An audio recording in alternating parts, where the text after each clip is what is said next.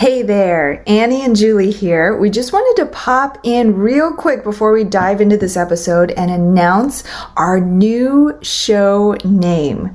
We're excited to announce that we're rebranding the Investing for Good podcast as the Life and Money Show.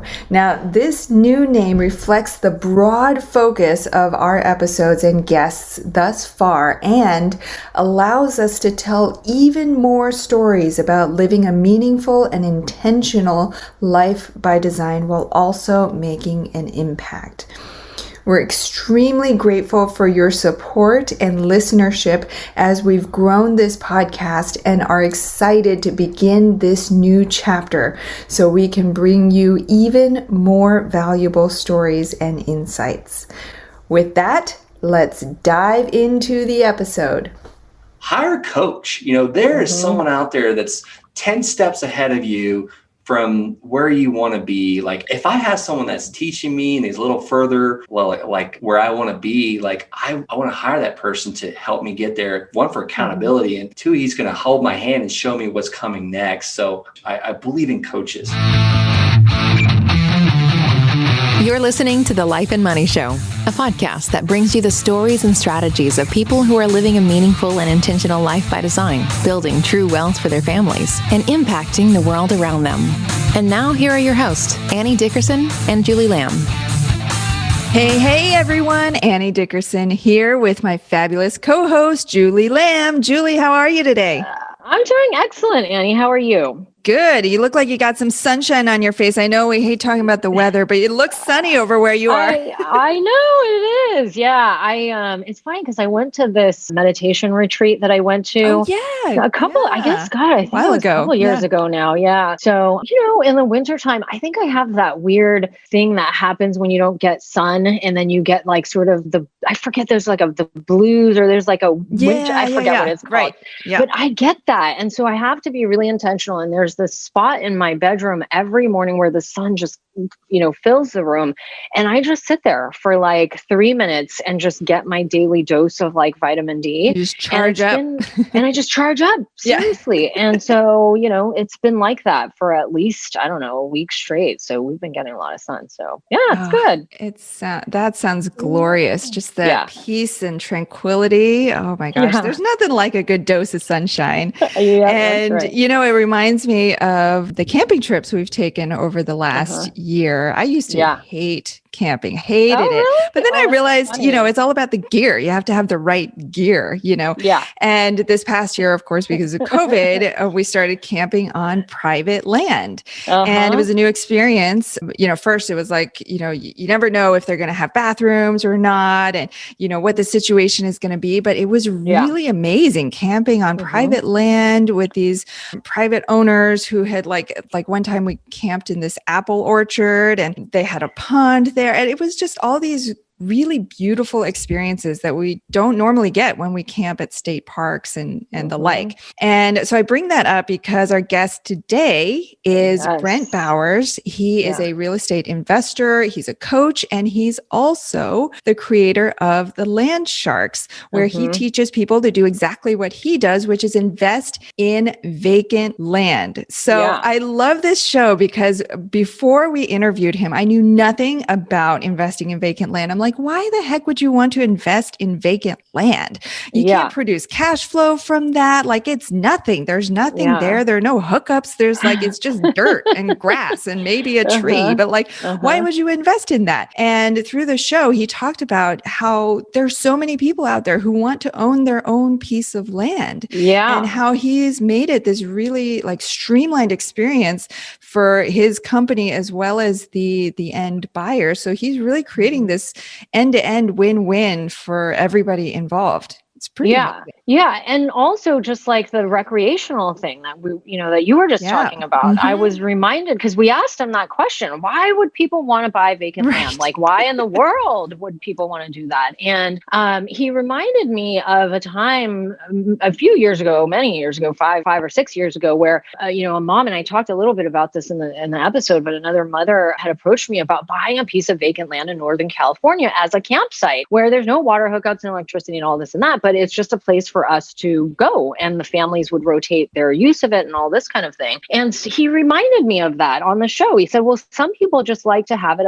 as a recreational place, just a piece of land. And then that's when he showed us the little certificate and this little bottle of like dirt that he gives to all of his clients that buy land from him. And it's, I guess, a certificate that says, yes, I own this piece of land. And inside the bottle is the dirt from the actual site. That was so cool. That was so cool. I want to just go do it just so, like you said, just so I can have it behind me on my shelf and feel like I own a piece of earth. Yes, I do, you know. But yeah, it was so fun. Yeah. And I think we both learned so much about how it all works. And it's just a fascinating model. And he talks about how he never intended to get into it, but he realized it was this opportunity. He was open-minded, and he realized, despite his coach telling him, no, just throw away those land leads. That'll never take you anywhere. But he took a chance.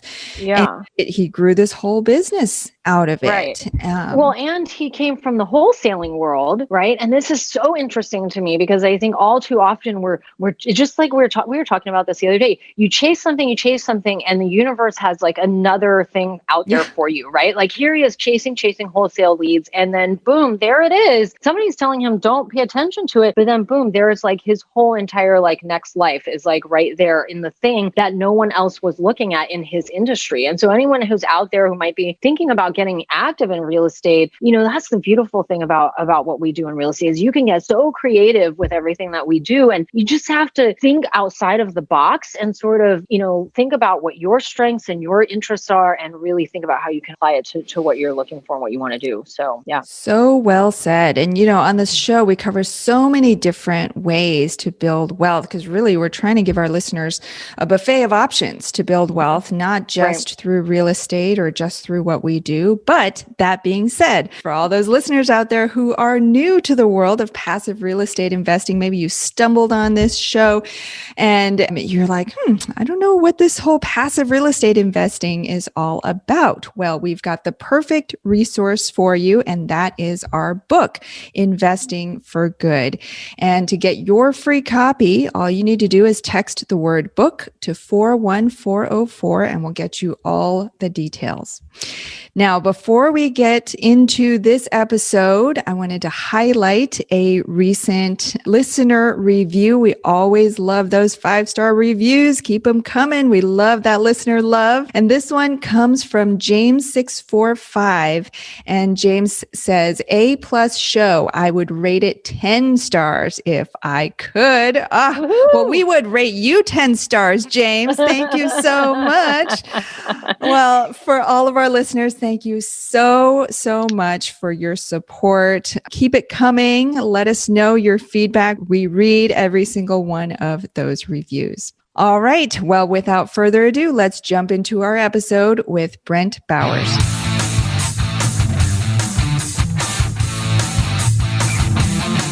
Brent, welcome to the show. How are you? I'm good, Annie. So good. Thanks for having me. Absolutely. Now, Brent, I don't know about you, but personally, when I'm looking for a stable, secure, lucrative, and cash flowing investment, the first thing I think of is vacant land. Am I right? Yeah, that's it. I'm totally kidding. You are not kidding because you are an absolute expert in vacant land, which is exactly why we wanted to have you on this show. But it's pretty much the last thing that I think of. When I look at a piece of vacant land, I'm like, how the heck do you make any money off of that? So we're super excited to pick your brain about that because I know that vacant land is your specialty. I know you've been able to build and scale a business around investing in vacant land, which has allowed you to spend more time with your family and create a life by design. So Brent, I gotta ask, how the heck did you get into vacant land investments in the first place? Take us back. Tell us a little bit of your story and what led you to get on that path. Well, I have a very long, emotional, tear-jerking story, so hope you have your Kleenexes ready. No, and that's so funny that you say, how the heck do you make money in land? I remember being there back in 2007 when I had bought my first investment property. First of all, thanks for having me on the Investing for Good podcast. You guys, I've listened to some of your episodes. You guys do great things. Thanks for doing what you do. So getting back to your question, I was in the military, and I was in the military about 8.5 years. And out of that time, I was probably gone 4.5 of those years. I only slept in my bed maybe 4 of those years, and was around my family, my wife. So I knew I needed to do something a little bit different. I knew I needed to learn how to be an investor, and I always wanted to be in real estate. I bought my first house in 2007. I became a landlord. But I knew that I needed to do it a little bit differently. I thought that being a real estate investor was like almost like being a rock star type thing. But another thing I knew that was negative is real estate investors work a lot. It's like, they don't see the people that like watch HGTV and all these house flipping things. They don't see all the behind scenes of the contractors ripping them off and having to balance the books, and Amex turned my card off again because I'm way over my limit, and the books need to be balanced, and I now have a tax bill that I wasn't expecting that's $125,000. Like, it's not all shiny. They don't roses. show any of that on TV. No. The sleepless nights and the nail bite, like they don't show any of that. It's just smooth and easy. It's wrapped up within 30 minutes. That's funny. I still have those sleepless nights from time to time, every once in a while. Not as much, never on land deals though, which is so funny. We have a property. We still do a little bit of house buying and flipping. I have a very good partner that runs that side of the business. She's amazing. And I literally woke up last night. I was like, oh my God, is there heat on at one of our houses? Because it was like 18 degrees. So that was a sleepless night. But getting back to how I chose land. So I'm trying to get out of the military. I knew I had to replace my income. And honestly, I didn't care if I made even less when I got out of the military. I just knew I'd have more time because I was getting to physical training by 6 a.m. every morning and leaving the office by about 6 p.m. So I was doing a solid 12-hour workday and still got called on the weekends, had to go in. It was miserable. And I was starting a family. So I was building a wholesaling business. I was wholesaling houses because everyone that gets into real estate thinks, oh, what's the easiest path? That's wholesale houses. So I hired a coach. I was getting that off the ground, starting to go okay. I was spending tons of money on marketing. I was going in debt to send out postcards. And my coach told me, he's like, just throw the vacant land away. Don't mail that stuff. It's garbage. He might not have said it was garbage. I just added that word. But I was mailing this list. It was the tax delinquent list, people that are behind on their taxes. And I was getting rid of all this vacant land, and we were scrubbing it. And then one day I heard this guy on a podcast talking about buying land at a massive discount and turning around and selling it on financing. And he was buying it directly from the auction. Well, that just seemed way too complicated to me. I was like, maybe I should just mail these owners with this vacant land they're behind on their taxes. They live out of state. They probably don't want it. So I mailed 678 mailers, postcard, call it a neutral letter. And I got probably like 87 phone calls, like give or take. I did not get a chance to return all these phone calls, but out of those 87 phone calls. Wait, hold on. Just give everybody, all the listeners, just some context here. Normally, not the vacant land, but all the homes and the properties you were mailing, if you had mailed out, let's say 700 cards to those properties, how many calls would you expect to get back? Yeah, if there were houses, maybe we would have gotten 3 or 4 or 5 phone calls. One might have been maybe a warm or cold lead, and the other 4 would have been like, F you, don't ever mail me again. So that's kind of my response rate. We had to mail about 5,500 letters ish to get one deal. Oh. And that's constantly. That's not just mailing once. That's mailing every single month, staying consistent with it for houses.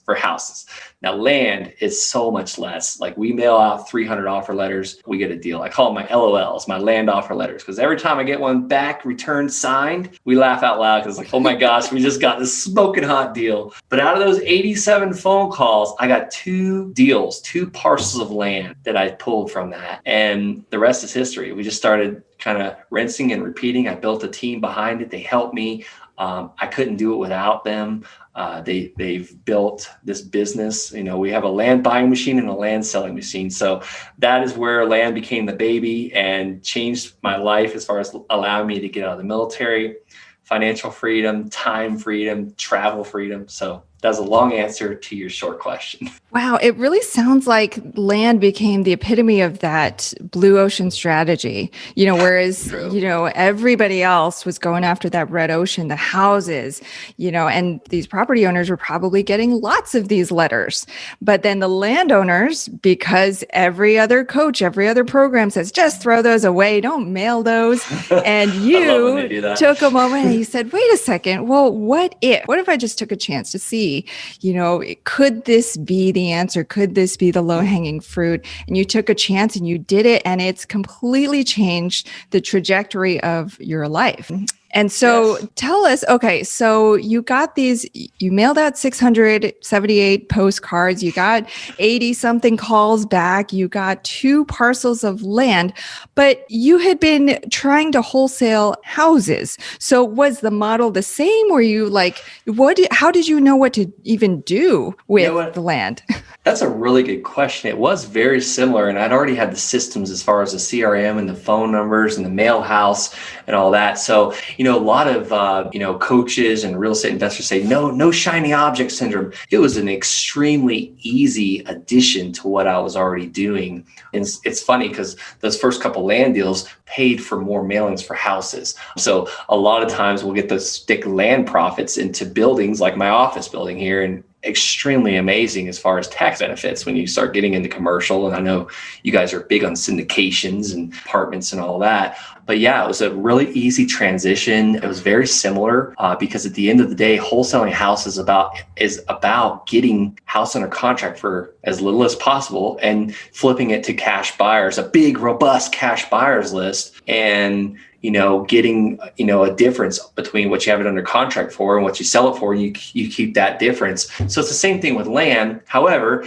land is a little bit more sexy because we open up our cash buyers. We open up our buyers inventory. There's way more buyers that can afford $200, $300, $400 a month, because Americans think on monthly payments. Can I afford the monthly payment? Rather than cash buyers that can write a check for $300,000 in 6 days. There's way more people out there that can come up with $200 or $300 a month. And I love that you mentioned the blue ocean strategy. It's like I'm sitting in a canoe with a 5-gallon bucket, just like pulling water out of the ocean, and I never run out because that's how much land there is in the United States. Yeah, and they're not making more of it, I hear. That's what Grandpa said. Yeah. So. Okay, so I don't know anything. I don't know the first thing about wholesaling land. So it's like, okay, so you get these phone calls back. How do you even go about figuring out a price for land, and then knowing how much you can turn around and sell it for? Yeah, good point. I'm not the expert on anything. I rely on the experts, and I like to rely on the experts for the pricing. My first parcel I purchased, I relied on the expert. We had gotten a piece of land under contract. Actually, it was one of those mailers we sent out. The guy had agreed to give me this piece of land. I said, give for $285. This was a CPA, so he was a very educated gentleman. He had retired, and he traded this land like 10 years ago, and he'd been paying taxes on it. So he paid way over $285 in taxes. But long story short, I had no clue what it was worth. So me and my wife and my brand new born baby, my first child, we rode about an hour and a half and looked at this land. It was just magnificent. And I just couldn't figure out why this land was still sitting here. Come to find out it was non-buildable. A really simple thing. It was just one ingress and egress. The firefighters wouldn't allow it. So they had to build a road over railroad tracks. That's it. So I called this real estate office. We were leaving the land, and I saw this real estate office like a mile away. So we called them, and thank God there was a realtor in there on a Saturday. And I was like, hey, what can I blast this land out for on the MLS? I don't want to hold it long. I'm spending grocery money to buy this land. I need to be gone in 30, 45 days. And she goes, well, it's she was very familiar with the property. She told me why it wasn't buildable. She goes, well, I think maybe 10,000. And I was like, what? So you're telling me I could sell this land on the MLS for about 10,000? She goes, probably. And so I was like, can I call you back? So I hung up, tell my wife the whole thing, and my phone rings again. It's her. And I was like, hello. And she goes, hey, I was thinking, is it okay if I buy that land from you? And I was like, oh my God, what? And she goes, yeah, I'd like to buy the land. I was like, what are you offering? She goes, $5,000. And I was like, well, when can you close? It's Saturday. She goes, I can close on Wednesday. And me, I'm an amazing negotiator. So I was like, sure, let's do it. And she said, all right, let's do it. So I called the seller back and I told him, I was like, I'm going to meet you on Tuesday. Is that okay? So he came with the quitclaim deed, the transfer document to give me the ownership of this land. And I didn't record it. I sent it right to the title company. Title company did everything. And I got my $5,000 check the next day. So that was me relying on the experts. I had no clue anything about this land. And the other experts are Zillow. Like, look what other lands sold for. Look what other lands listed for. And then the land websites. You know, you can see there's land websites out there, and there's people out there selling land, Land Watch, Land Flip, Land and Farm. So that's how we figure out what it's worth. And then we backtrack and we come up with an offer, 30, 40, 50 cents on the dollar. So we're literally just getting land at a massive discount and turning around and selling it at retail price because we offer financing. That's it. That's the whole business. So is the whole part of the business trying to basically flip it? It's kind of like wholesaling land. Is that essentially, like, you don't hold it for cash flow or anything like that, right? No, Julie, I do hold all of ours for cash flow. In the beginning, I did flip it because I had no clue what I was doing. My second parcel, I actually started with the seller financing. So my goal with every piece of land, every land deal we do is to add to our monthly passive income. Because, you know, when we hit $100K a month in land payments, we're going to be set for 5, 6, 7 years. Like, we won't even have to work. We'll have the problem again in 7 years when everyone pays the land off. But everyone, say, for instance, if my land specialist sells 5 parcels of land this week and each one of them are $200 a month in payments, we just added $1,000 a month to our land for our passive income. So if we could do that every week, you know, in 52 weeks, we'd be at $52,000 a month. Okay, got it. And so the strategy is to get people to basically kind of like note investing almost, right? Where it's like, hey, I'm going to pay you this loan, or I'm going to pay off the cost of this land for X amount of dollars over 5 years, or what is the normal time frame or hold period? You got it. That's exactly like we're creating notes for anywhere from 5 to 30, but my average is 5 years. Okay, gotcha. Okay. And then if they default on those payments, then you get to take the land back? Yes, that's the sad part about this business. There are going to be people defaulting, and it does happen. I would say out of every 10 or 11 parcels we sell, we get one default. So it's about, 10% of the time, because easy come, easy go. We don't run background or credit checks. And we're kind of we're learning that the higher the down payment we get, the less defaults we'll have, because it's a sad day when we're already profitable on some of this land and then they just stop paying or lose their job, whatever, you name it. They're everything under the sun. But it's funny, I have some note investors as students now because they were buying notes from others. Now they're creating their own notes and they own the asset too. So it's just really cool. It's so interesting. So, okay. So you take the land, you hold it for 5 years. Who is the person that's buying it? And what are they? I mean, because if I'm thinking about it, there's nothing on the land. So if I was thinking about where I'm going to spend $200 a month, what is my goal? What am I trying to accomplish by paying you $200 a month for this piece of land that has nothing on it? Like, what am I trying to do with it in 5 years? Yeah. And there's a couple different types of land. So there's a couple different types of buyer. You got your infill buildable lots that are right here in the city where I'm at. That's kind of where I started. Those buyers are, What city are you in? I'm in Colorado Springs, Colorado. Oh, right. Gotcha. Okay. Sorry. Go ahead. So those buyers are, builders. They build spec homes where they just build the same exact home on every single lot. And some of those buyers are sometimes flippers that are tired of flipping and finding, anything under the sun. And so they're going to control the process. And then you have recreational land. Like that is, and I'm only going to talk about the 2 land types right now.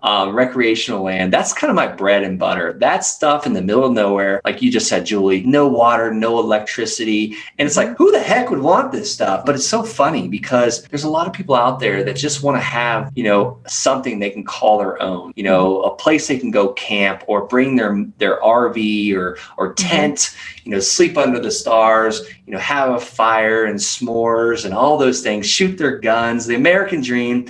And I'll tell you what, COVID COVID has pushed so many people out to where they want to kind of get off the beaten path a little bit. And it's so funny, like we bought almost 125 parcels at one time. We had a lot of inventory when COVID happened. And I was like, oh my God, all of my land buyers are going to stop paying. And then how am I going to sell the rest of this land? Well, one stopped paying out of like 100 notes. And by the way, our land like skyrocketed because now there's such a demand for it. And the last thing I'll do to answer your question, Julie, is who is that buyer? It's never who we think it is. It's like 107. I bought 117 parcels of Arizona land, like arid desert, no water, no power, no nothing. And I was scared to death when we bought this land because I was like, no one's going to buy this stuff. And I started making sales. It took me like 3 months. Like this was the longest land I've ever had to try and work to sell. And it's just because I got the new market. I didn't know anything about it and never stepped foot on it. I started making sales and I would call these people and I was like, hey, how's the land going? I would be so timid, so scared. I knew they were going to want a refund because I was given 90-day money back guarantee.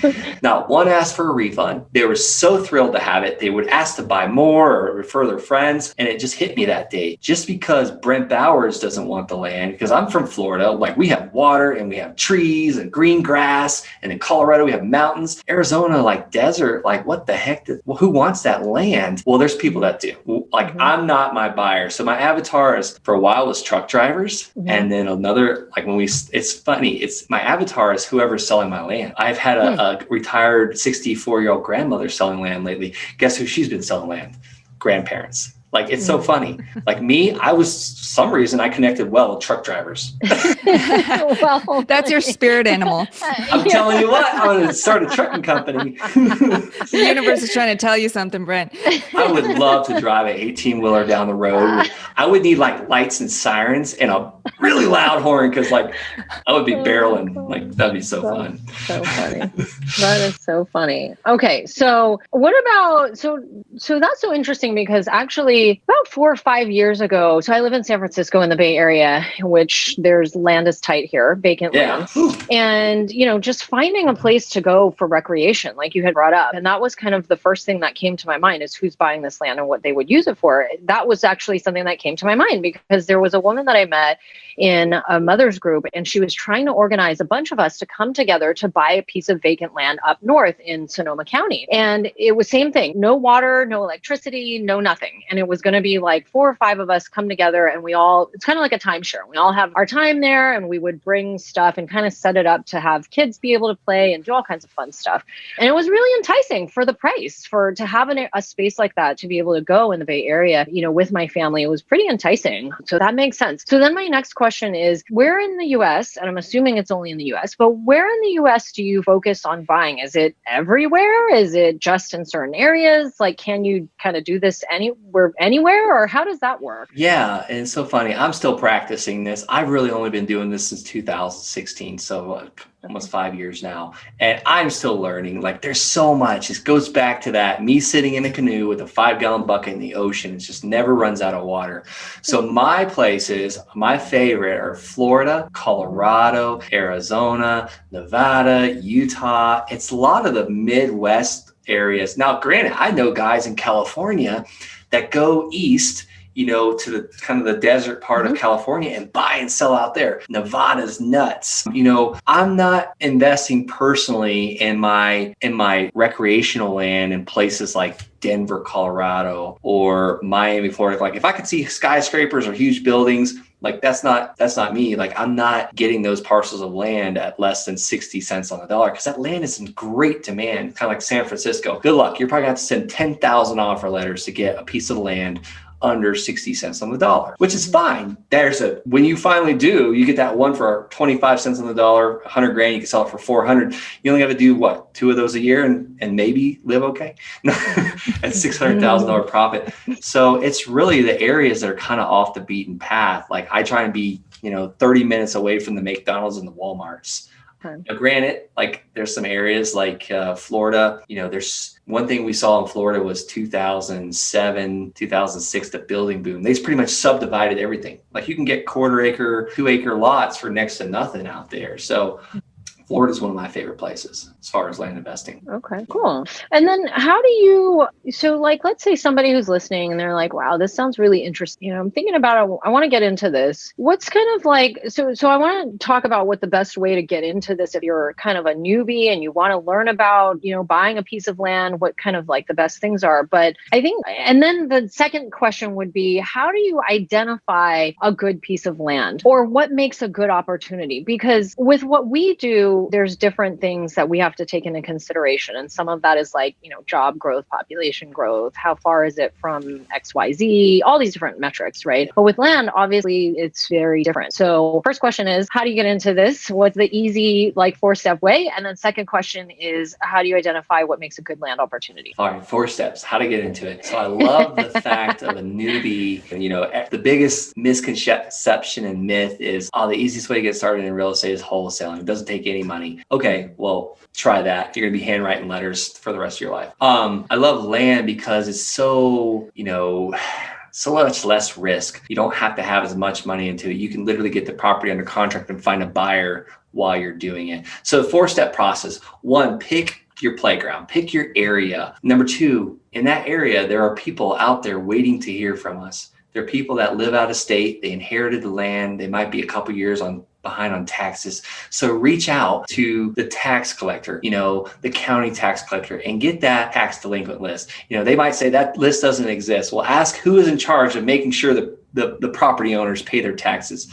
Number 3 is figure out what this list, step 2, ask the tax delinquent or the tax assessor how to read that list. Number 3, mail that list. Get a letter to these people saying, hey, I'd like to buy your land. I don't care. That's all you need. And by the way, put your phone number on there so they can get a hold of you, or you're going to send them an offer. And number 4, buy that land at a massive discount, get it under contract for 30, 60, 90 days, and find a buyer for it. That's all you're doing. That's it. At the end of the day, we're getting something very cheap, not very cheap, at a massive discount, and turning around and selling it at retail or a discount. It works with anything. You could do it with bicycles. If you're a young child listening to this show and you're wondering how to make money, get the bicycles that are out of the dumpster, clean them up, and sell them for a profit. Like, that's all we're doing with land. And then the second question, I think I'm ready for it, Julie. Can you repeat it again?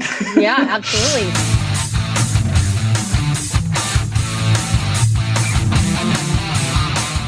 Have you been thinking about investing in real estate but aren't sure you have the time or the desire to manage the investment? Perhaps you're afraid, like we were, that you'll make the mistake of choosing the wrong market or the wrong team and lose your entire investment.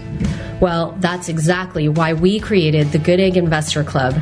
We do the work of identifying solid real estate investment opportunities in the best markets around the country and then partner with you to acquire these investments, and then we'll all share in the returns.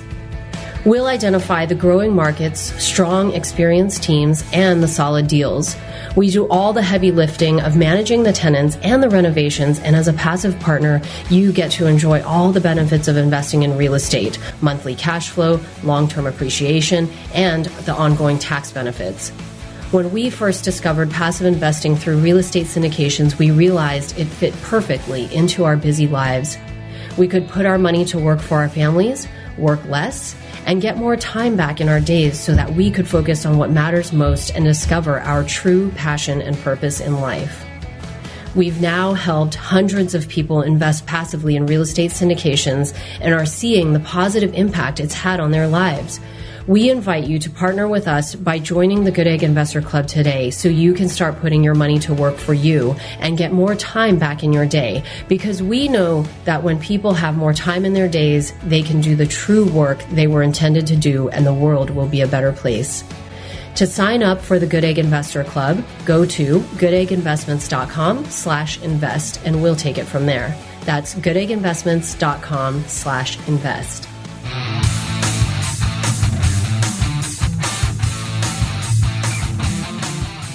Second question is, how do you identify a great piece of land, or to basically wholesale, or what makes a good opportunity when it comes to land? And I think that kind of also similar, to number 1, you had said pick your area. Well, how do you even know where to even go and what makes sense? So this is where most of your listeners are probably going to stop listening, especially your highly analytical listeners that look at market trends and job growth and what the level school is. Here's how I identify a good piece of land. Can I get it at a massive discount? That's it. Because at the end of the day, there's a buyer for every piece of land. I have bought holes in the ground on accident, by the way, that I have sold and didn't lose money on. I bought properties that had $157,000 IRS tax liens on it and still made money on it. Like, I'm still getting paid to this day for that one. It's so crazy. As long as you get it at a massive discount, it's a good piece of land. Like, it's that easy. That's why I love it, because I'm a simple person. I thought when you said that our listeners were going to stop listening, I thought you were going to say, well, I go out there and I feel the land, and I feel the energy. And we have a seance out there. And then I just like...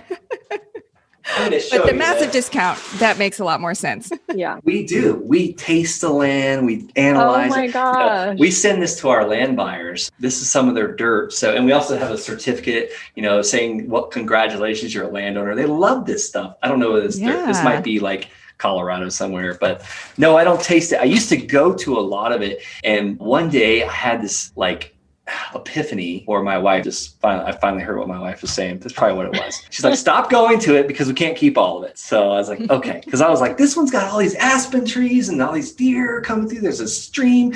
We could build our cabin. She's like, how many cabins do you want? One in every county. That'd be awesome.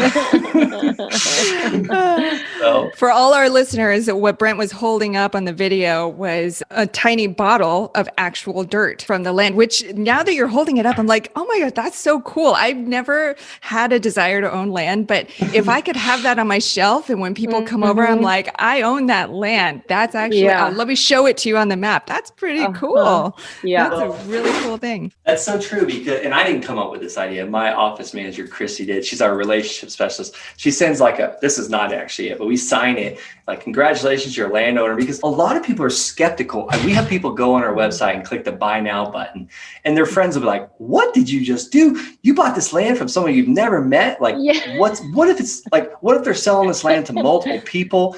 So all those little things just solidify it, keep us from having defaults and buyer's remorse. And now we got so many darn reviews from landowners, they don't think we're a scam anymore. But, in the beginning, it's I got that question, well, I'm going to send you $5,000. Yeah. So, yeah.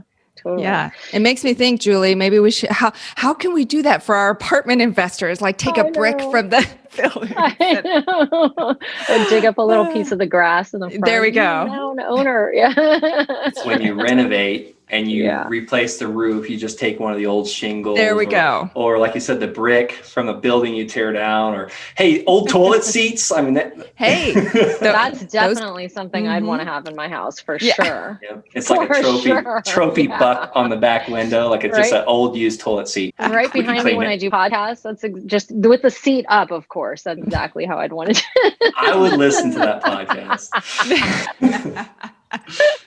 Oh my goodness. Okay. All right. I have a couple of other questions. So when somebody buys the land from you and they're paying $200-300 a month, do they always put down a down payment? Because I think I heard you say some do and maybe some don't, or what does that process look like? Yeah, always. And I try and get the bigger down payment, the better. Honestly, in a perfect world, if I buy the land for $3,000, I want to get, $3,000 as a down payment, because then guess what? I got all my money back out, no risk, and I'm profitable in 30 days when they pay that first payment.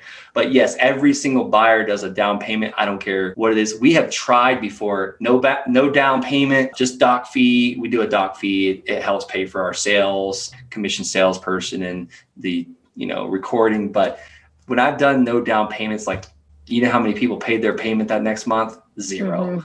So down payment, I usually like to have larger than the actual monthly payment. We had somebody that was trying to buy a $30,000 lot from us the other day, and they only wanted to put $299 down, but their payment was $599 a month. I was like, there's no way they're going to make that payment next month, because they can't even come up with that. So always, unless we want a guaranteed default. If we want to just take people's money, we could just do a small down payment, but that's not fun. And then there's a payment also on the back end as well, or no? What happens when you reach year 5 and you've paid all the $300 a month for, the 5 years old time or whatever? Is there anything on the back end, or no? That's it? There are some land investors out there that I know do balloon payments, and just the sound of that word, like I think of a balloon popping in my face and like darts coming out and stabbing me in the eye.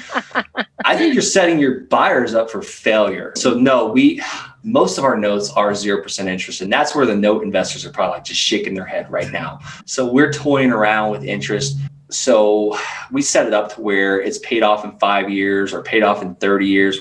We actually have done a few that's 30 years, our bigger subdivides, but no balloons, because I almost feel like, heck, I've ran late on some renovations and flip properties before. Oh, by the way, it was a 19-unit apartment complex, and we just paid a $39,000 fine to the hard money lender. So if we wouldn't have had that, he would have taken our apartment complex. Mm-hmm. So I think like you're just setting the buyer up for failure if you do a balloon payment. Mm-hmm, mm-hmm. So the two ways really then that you're making money is really on the front end. And it's not even making money really, but you're just getting your entire investment back on the front end and then over the hold period. So you're, in effect, if you can get the money that you paid for it, creating a stream of income with no money in at all. And really what like liabilities. And no maintenance. And no maintenance and no telephone calls, no nothing. Yeah. And you're kind of got them on the hook, so to speak, because they've got so much money into it in the form of the down payment that they're more than likely going to keep paying. Do you have a clause that says like, if you stop paying, that what happens to the down payment, it becomes ours and you default and we keep it? Or what does that look like? Yeah. And they have 60 days to basically get caught up, and we do everything we can. I actually pay someone to help me with collections. If they get behind, they get an email, a text, a phone call, and we've worked with people. We've like loan modified a couple, and people couldn't believe we were doing it either. They wouldn't even take our phone calls, and they would answer texts because they were embarrassed. Like no one wants to admit they don't have their $320 a month. We took one down to $80 a month, and he just couldn't believe that we worked with him. And I was like, dude, I don't want to have to resell this land. Like we got all this other land to sell. So really how we make our money though, at the end of the day, is if we buy it for $1,000, we are selling it for no less than 3,000, no less than 3x return, and I didn't come up with that myself. I'm not that brilliant. I got that from Warren Buffett. He's got the 300% or the 3x return. Now, granted, I love to be around like 10x, and we do a lot of like those. We pay $800 for it and sell the land for $19,000. That's like 20x. So that's where we make our money, is that spread. And it's almost like, I like to call it almost like the Planet Fitness model type thing. They're all about the monthly payments, like $10 a month. You can join this gym, and like 99% of the people don't even show up to it. And that's what we're trying to do with the land. Like everyone's like, I'm going to build a cabin. I'm going to build a house. No one's built on any of this land. They just have it. They enjoy it. They use it from sometimes. But yeah, and unfortunately, we do everything we can to work out a payment plan for some people, but sometimes people just throw their hands in the air, or they find out it's going to cost an arm and a leg to drill a well and build a road to their land. And they're like, heck no, I'm not doing that. And I'm like, well, that's why the land was only $20,000. If you had all that, it'd be like $150,000. But they don't understand that. Right. So yeah, that's an interesting thing. So I'm curious, is it up to the land buyer to do the research to figure out if there's any like restrictions? Like let's say, they wanted to use the land to do XYZ. Do you guys provide something that shows them like zoning or restrictions or anything like that so that they know going into it? Is that on the buyer to look up and do the research? Both. And it's not complete caveat emptor type thing. Let the buyer beware. If we find out about it, we disclose it. We put it on there. We try and do like the 15 commonly asked questions. Is it buildable? How do I access it? Do I have to have a septic? Can I get water to it? We try and answer all those questions. And I have a person that does the due diligence on every single parcel of land. And then we also, run title search and this and that. So we try and show everything to the buyer. And then we also do the money back guarantee. We do a 30-day money back guarantee. Nice. So if they find something weird, now granted, they don't love the land, we try and, give them something else that they will like. I don't want to refund them their money back, but we will. And we've done it many times. One recently, it's like we found out there was a guy that owned 14 lots inside of our 3 acres. It was 14 1,000 square foot lots. And it was just so weird. And I don't know how we missed it, but we gave that guy I think I had to write a check back to him for like $5,000. That one hurt. And I was like, man, he was paying so much a month, but we sold it again. it's all good. So, but mostly it's on both. Like we explain to the buyer, do your due diligence. We provide all the county phone numbers. We try and make it as easy as possible, but you will not believe how many people don't ever do their due diligence and they come back a year from now. It's like, it's going to cost this much for a well. Right. Yeah. And that's what I'm saying. Like people are so busy, right? And they buy this property and they're like, oh yeah, $200 a month. And they, $3,000 down, they kind of write it off. And then it's like, oh, I'm ready to use it. And then they go and look it up and do their due diligence and they might have found some kind of issue. So yeah. And that's where we try and if we know it, we disclose it because we don't want that. We want them to become landowners and tell their friends about us. So that at the end of the day, that's the goal. We get so many referrals. Love it. What about the taxes? Who pays the taxes? So we break that up into every month. We divide it by 12, basically, the tax bill. So it's $1,200 a year. They pay $100 a month. And as soon as they're due, we try and get them paid. One lesson I learned can be valuable to your listeners if they ever invest in land, is make sure you stay up to date on that. Pay someone to keep track of that because I had an office manager that filed that pink, bright 3x5 card that said delinquent 2018 taxes. And I was so happy. I wrote the 2019 taxes. It was like $4 a lot. It was stupid. So stupid simple. Times 118 lots or whatever. And then I saw that we were delinquent on our taxes and it was a fine of $45 a lot. Plus it was like 15. So it was like all this unnecessary cost like several $1,000s because my old bookkeeper or my old office manager just filed that pink card away that said delinquent taxes. Keep those things paid up. Yeah. Good tip. Yeah. Okay. One last question before we move on. So who, and maybe you mentioned this, but maybe I missed it, but who actually owns the property? Is it you, like over the time that they're paying that $200 a month, like you and your company continue to own that piece of land? Are they able to use it? So they pay $200 a month. Can they come use it or do they have to pay it off first or what does that look like? Yeah. 99% of my properties, I keep it in my LLC on my corporation. And once they fulfill that contract, 60 months at $100 a month, some people pay it off early. It's really funny. People will pay off land early that on a 0% interest rate. It's nuts. They'll show up to my office with 15 grand cash. Happened a few times already. And absolutely they can use it. I want them to use it. I want them to love it. I want them to do selfies and stuff on it and post it to me. Like if I could get people just to send testimonials from their land, they could be ripping it up on a dirt bike or something. I would knock off 1 month payment. And it's so funny, but yes, love it, use it. Now, granted, we also have some land we sell, the bigger ones did a subdivide, and those are on 30-year mortgages. We actually got a huge down payment, and those go in the buyer's name, and I'm just a mortgage. Okay. I'm just a deed of trust and a promissory note. Right. And then what's cool? Well, I hope they pay for at least 7 years without refinancing out of it, because that's banks have this figured out. They know everyone moves every 5 to 7 years, so I'll get a ton of interest for this land on a very small interest rate. But what's crazy is when they go to build that house, the bank's going to pay the junior loan off because they want to be the big loan on it type thing. Right. Whatever I'm sure bankers are probably like, well, there's a word for that, but I don't know what the heck it is. But they'll pay me off pretty quick. No worries. We're not a big words kind of company over here. So me neither. See, that's why I knew I liked you guys. I love this podcast. Investing for good. All right. Let's move on to the investing for good impact round. We're going to ask you a couple of questions around investing for good. You ready? Yes, I'm ready. Let's go. Time to go home and see the kids. Yes, let's do it. All right. So the first question is investing in yourself. So what is one way that your investments are helping you to live a better life? So, I'll mention this. I was home by 2 p.m. yesterday. I cooked dinner. Tomorrow, I'm taking the day off for just me and my wife day. Much needed. And then, I never got to do this in the military. I always had to ask for leave, to take leave to take a vacation at 2 weeks out of the year. We just got back from our second trip in the last 6 months around the country. We'll pull our camper and go camping. And this time we went to our lake house. So that was about a 3.5 week. We pretty much almost took 3/4 of December off. And that's how it's changed my life, is time, ability to afford those. I still work like crazy. I love to work. My wife will say I probably need to work less, but it's changed our lives in that way.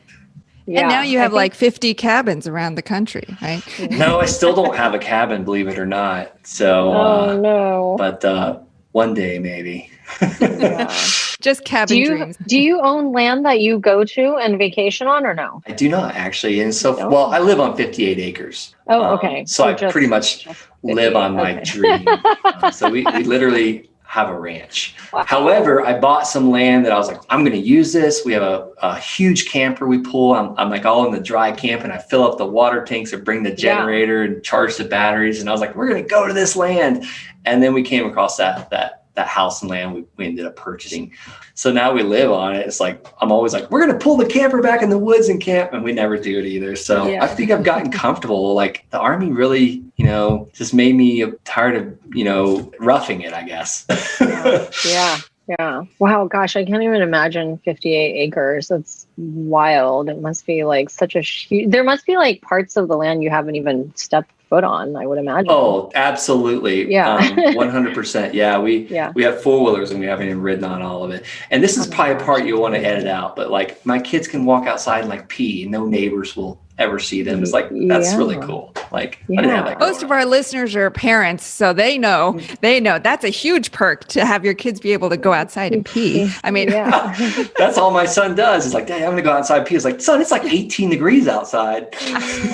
Yeah, that's so cool. That is something that I would love to have is a space and a place to let my kids roam free and not have to worry about them. And we definitely don't have that here where we live. It's definitely city living for sure. So might be checking out your website. Maybe we'll get a piece of land. Just do it. Just to do it. I mean, just you don't to like be it? Like, I'll give you your money back.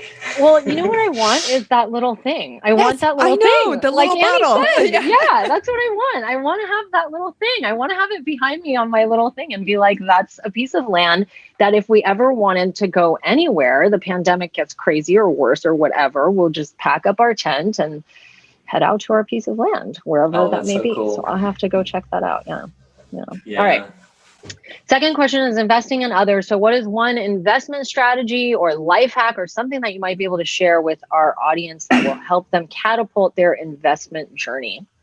I have a couple things, and I hope you don't cut me off. Read books, get up early in the morning and do it. Like if you're not a morning person, too bad. Just get up early and do it. And if you don't read that morning, read that night, and then hire a coach. There is someone out there that's 10 steps ahead of you from where you want to be. I've got coaches and all, like my next coach, I want to hire a personal trainer. I know everything there is to know about physical and eating right. But if I have someone that's teaching me and is a little further, like where I want to be, like I want to hire that person to help me get there. One, for accountability, and two, he's going to hold my hand and show me what's coming next. So coach, I believe in coaches. So that's my recommendation. Yeah. We're big believers in both of those things. Annie just completed her 2020 review of all of her books that she read in the year, which were a ton. And she was like, oh, that's not even it. That was just like the paper book. That doesn't include all the audiobooks. And oh my. Yeah. And